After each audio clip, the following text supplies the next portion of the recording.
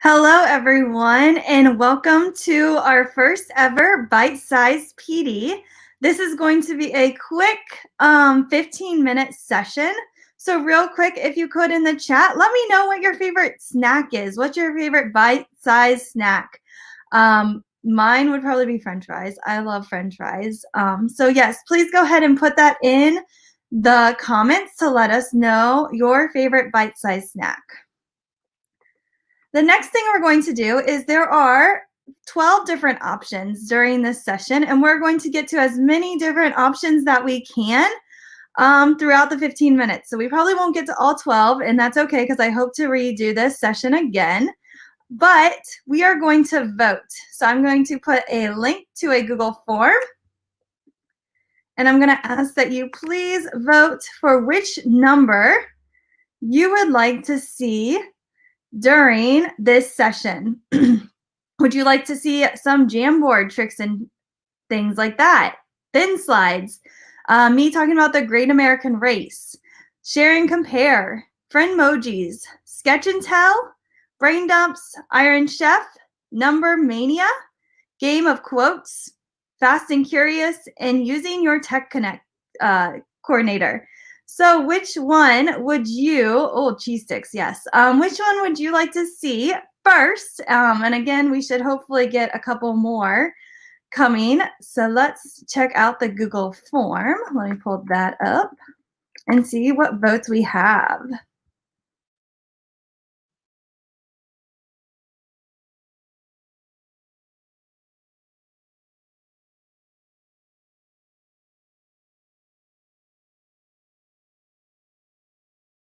So right here's the Google form. And again, here's all the different options for this bite-sized PD. And you're just simply going to choose which option you want. And then once you know, you're going to hit that submit button.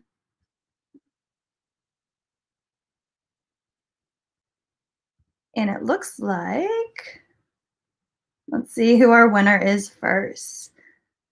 Option 1. So people want to hear a little bit more about Jamboard. All right, that sounds like fun. And again, keep voting because we might get another.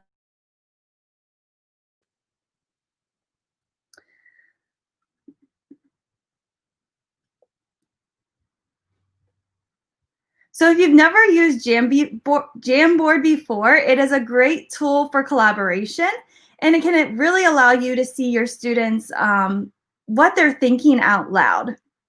So some of my favorite ways to use Jamboard are adding different GIFs and stuff like that, and also adding different ways for students to think. So one of my favorite ways is if you click on, and I'm going to put this link in the comments. Right here is a folder full of different Jamboard resources that I found on Twitter. So you can simply look at all of these different resources in this huge folder and find one that you like. There's a group on Facebook, and it's really popular, and they'll post different ideas and different things like that to their group just using different Jamboard ideas. And so right here was one that I saw yesterday on the Facebook group. And it's a Candyland board. So students love games. When I taught, I try to add a lot of gamification because it would help motivate my students. And you can see right here, you can add different GIFs to these Jamboards. Here's their little game characters. And then they can use this Wheel of Names, which is a website for the students to spin to know how many places they will move. And then once there's the rules, and they're able to follow along to know what they need to do. So there's a template you could use. Also, there's one with like Guess Who. So this could be a really fun game for students to play. Maybe they have a character, or maybe they know a vocab word, and the other students will have to guess the word. So they'll add their different clues on here, and then they'll describe their different places on there. This one was a year in review by Esther Parks. Love Esther Parks. She's so amazing. And what she did here is she created a Jamboard, and the students were going to add an animated GIF to sum up 2020. And then on the next slide, they were going to, or every student was going to have their own slide. And then here they were going to kind of focus on like one place I want to go in 2021. I know a lot of us want to go somewhere in 2021. Things I want to improve and learn, 3 of those. 2 new foods I want to try, a way to help others, and things I want to do less. So again, just so many different templates in this awesome folder that you and your students could use. And you can also customize. This is another really good one I like. It has to do with Martin Luther King Day, which that is today.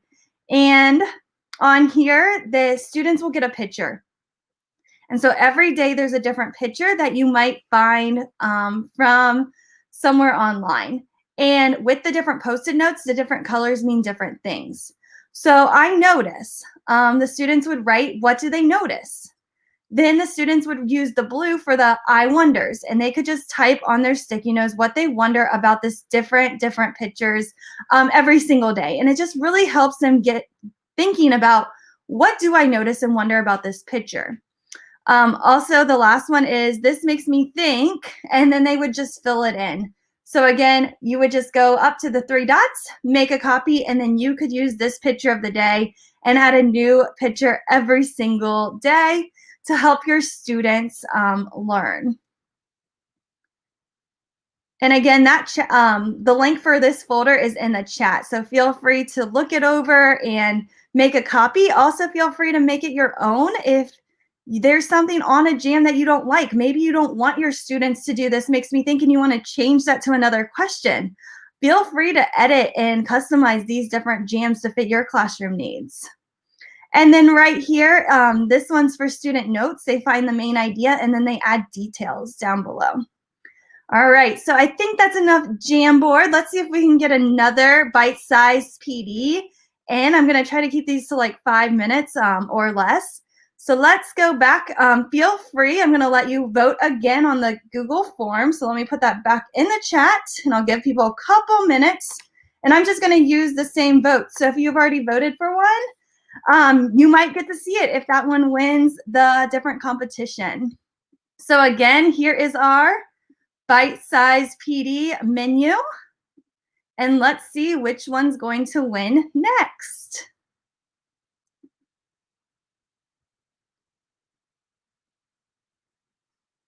Looks like we have a tie for option 11 and 2.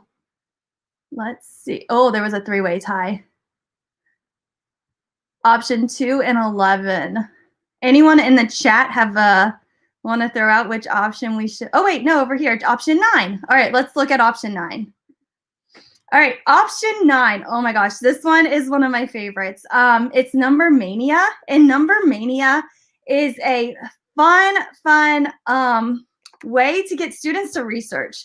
I hated, I'm not even kidding, when I taught research projects. So I'm going to put the link for this resource in the blog, and it has all the links. So Number Mania is an edu protocol. If you aren't familiar with edu protocols, there is a website that has a ton of different edu protocols. So I'm going to go ahead and go here. There's books, there's 1 and 2. So there's 2 different books with edu protocols that have a ton of different ideas that you can use in your class tomorrow. These lessons are very quick and easy to insert into any lesson. So I love using edu protocols in my classroom and with teachers. And so with Number Mania, students will research. Now again, I said I hated this, but with Number Mania, students work together to research. So how it works is students will have an article, maybe a video, maybe multiple sources. And all they have to do is they just have to find a fact, one fact. So again, this research makes it a lot easier. So students will put their name, what number they found, and then they will describe their number.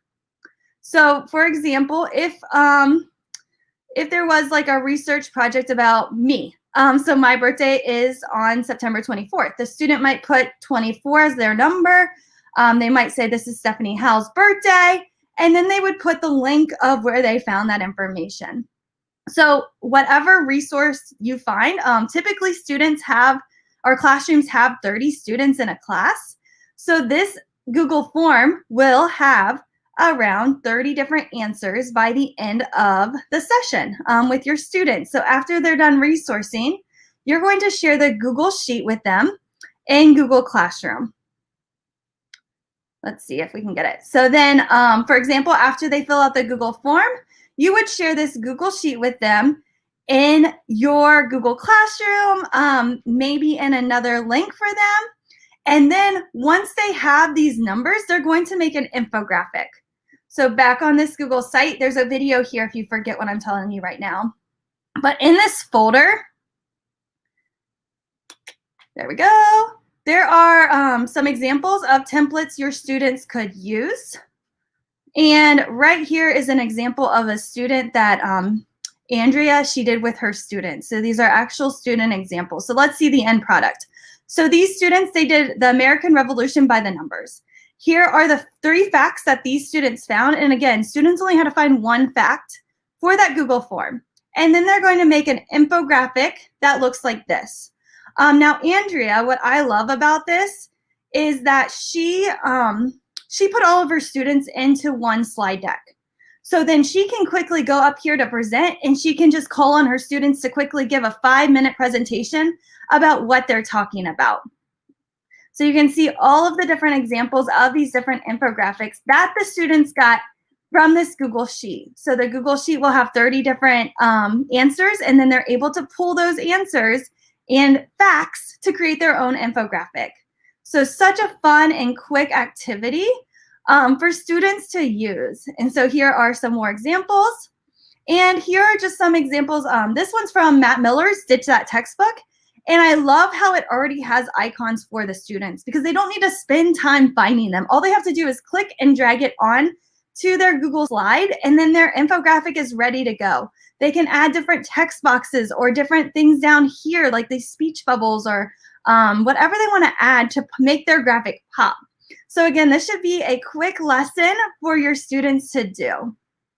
Here's another example, and students would just add their numbers, and then they could change with their icon and add insert captions. I think this one's from Amanda, but I'm not for sure, so I apologize for not knowing for sure, but such a great idea.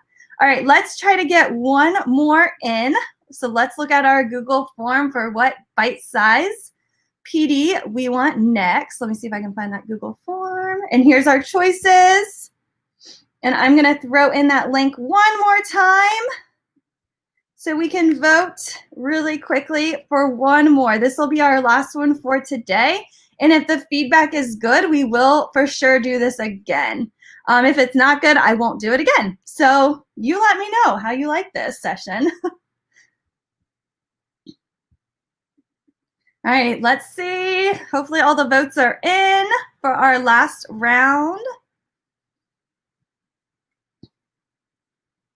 Option 11. Let's see what option 11 is. Oh, Fast and Curious. Okay, so Fast and Curious is another edu protocol. And I'm going to throw this link in the chat. Feel free to use all of these resources again, and feel free to make them your own. So Fast and Curious, again, is another edu protocol. You will use some type of game type website. So like GimKit, quizzes. Quizzes is probably the most popular game for Fast and Curious. Also, you might use Kahoot. That could be another game. And so what you do is you put your questions, maybe it's vocabulary words, those recall type of questions your students need to know by Friday. And so what you'll do is you'll give them that quiz. They don't know any of the information on Monday, and that is okay. The score will probably be like 20% as a whole class. And so what the students will do is they'll play that Kahoot, quizzes, or whatever type of game. And then at the end of that game, you're going to get the class average. Once you have the class average, you're just going to type it on the Google Sheet. So maybe Monday it's 20%. Tuesday, your students are going to play the same game. This time, their score should go up, okay? So hopefully it's like 30%. Wednesday, it should go up again. Again, same game, same quizzes, same Kahoot, same whatever. This only takes 10 minutes at most a day, maybe less. Wednesday, their score should be like 50%. Thursday, their score should be about 80%, and by Friday, they should be at 100. You're able to look at their data and reteach as the days go on if you wanted to, but students should be really using that data to help them gain the knowledge that they need. So this is a fun way for students to quickly understand maybe vocab, those facts that they need to know, but you don't necessarily have to teach them. So again, here's this template. And again, you could just duplicate this for each of your classes. And you could do a class competition against class 1 and class 2 if you wanted to. Another fun thing I've seen is if students are doing pretty well on Monday and Tuesday, maybe Wednesday, instead of doing multiple choice, you do a fill in the blank. You know your students are probably going to go down, but then on Thursday, you bring them back up with multiple choice again. So there's multiple different versions of how you can play Fast and Curious. All right, I hope you really enjoyed this session. I would love feedback. So if you could please fill out the feedback form, that would be awesome. I'm trying to find it in this long list. And also leave comments if you want me to do a session like this again. All right, guys, have a great day.